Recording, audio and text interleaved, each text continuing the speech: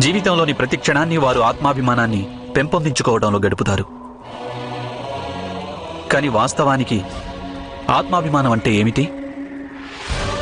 ఇది మీరెప్పుడైనా ఆలోచించారా? లేదు.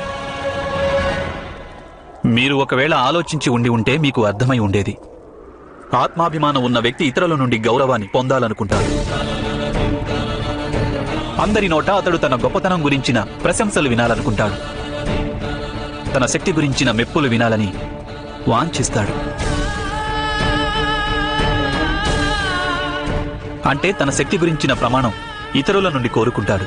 అతనికి స్వయంగా తన మీద తనకు ఎలాంటి నమ్మకమూ ఉండదు. భయం ఉంటుంది హృదయంలో.